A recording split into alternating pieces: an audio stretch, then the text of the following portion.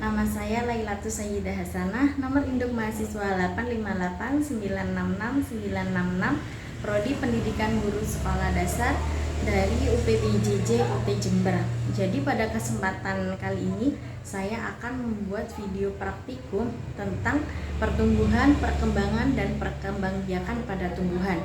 Yang pertama yaitu tentang pertumbuhan dan perkembangan perkecambahan pada kacang hijau. Yang kedua yaitu struktur bunga, dan yang ketiga yaitu perkembangbiakan pada tumbuhan secara vegetatif alami. Baik, langsung saja kita ke video praktikumnya. Selamat menyaksikan. Adapun alat dan bahan yang saya gunakan, yang pertama yaitu ada kacang hijau yang sudah saya rendam semalaman.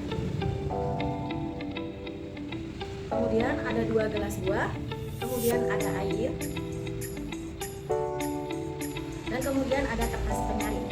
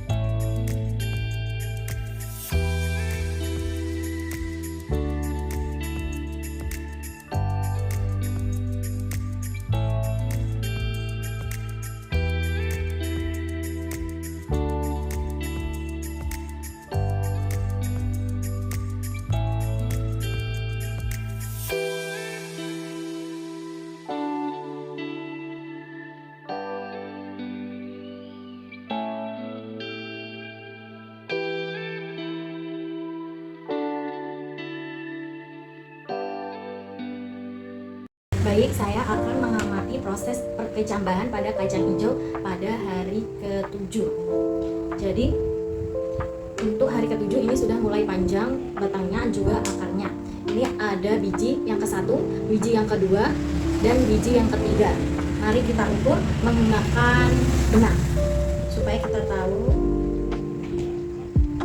panjang akarnya.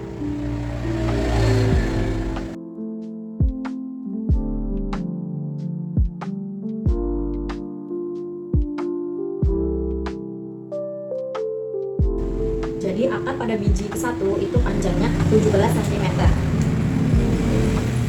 Kemudian kita hitung akar yang biji kedua.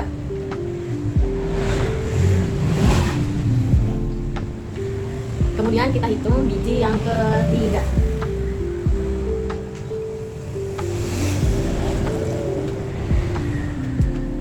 Itu biji yang ke-6.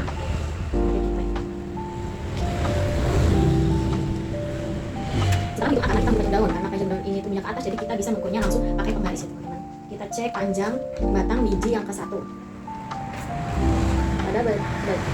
pada panjang batang biji ke-1.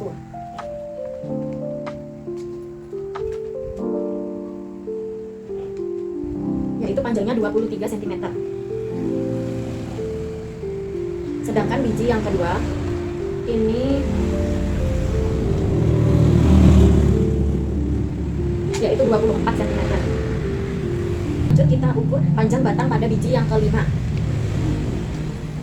Ini 22. Kemudian biji yang ke-6 20.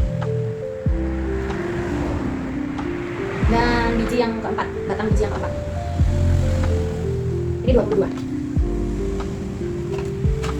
Baik, ini hasil dari proses pertumbuhan kacang hijau setelah 7 hari. Pada video ini saya akan mengamati struktur bunga. Jadi saya ambil bunga Kamboja sebagai objek pengamatannya. Sedikit penjelasan tentang bunga Kamboja Jepang atau Adenium obesium. Ini adalah spesies tanaman hias. Batangnya besar, bagian bawahnya menyerupai umbi, batangnya tidak berkambium, akarnya dapat membesar menyerupai umbi, bentuk daunnya panjang, ada juga yang lonjong, runcing, kecil, besar, warna bunganya juga bermacam-macam. Jadi mengenai struktur bunga Kamboja ini yang bisa kita amati, yaitu yang pertama ada tangkai bunga. Ini teman-teman, ini tangkai bunga atau pedicellus merupakan bagian bunga yang masih jelas bersifat batang. Di bagian ini biasanya terdapat daun-daun kecil yang merupakan daun-daun peralihan untuk menjadi perhiasan bunga. Kemudian ada dasar bunga. Ini. Dasar bunga atau receptacle merupakan bagian yang berada di bawah bunga di atas tangkai bunga yang berproses sebagai tempat untuk meletakkan atau bertemunya mahkota dan bagian-bagian bunga lainnya. Kemudian ini terdapat kelopak bunga ini ya teman-teman. Kelopak bunga. Kelopak bunga atau kelip merupakan bagian terluar dari bagian bunga yang berfungsi untuk melindungi bunga pada waktu bunga masih kecil atau dalam bentuk kuncup. Kemudian terdapat mahkota bunga, ini ya, mahkota bunga atau corolla. Ini merupakan bagian bunga yang paling indah dan biasanya berwarna-warni. Digunakan untuk menarik serangga agar hingga pada bunga. Mahkota bunga biasanya disebut dengan perhiasan bunga. Kemudian terdapat benang sari, ini ya teman-teman. Benang sari merupakan salah satu bagian vital dari bunga karena merupakan organ reproduksi jantan pada bunga. Benang sari berdiri dari tangkai benang sari dan pada ujung tangkai merupakan kepala sari.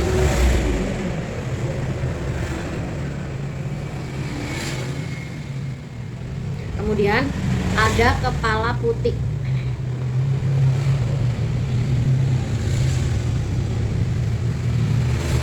Kemudian ada kepala putik dan tangkai putik. Ini sebelah bagian sini. Bagian ini merupakan bagian yang sangat penting karena kan merupakan organ reproduksi betina pada bunga di sini ya. Bagian sini. Kemudian terdapat bakal buah atau ovarium di sini tempatnya. Di bagian dalam sini. Di sini.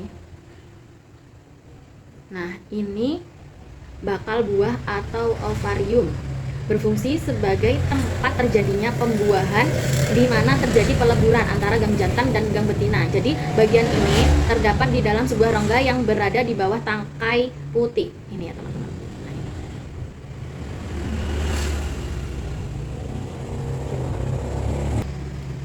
Kemudian struktur yang terakhir yaitu bakal biji ada di dalam sini teman-teman.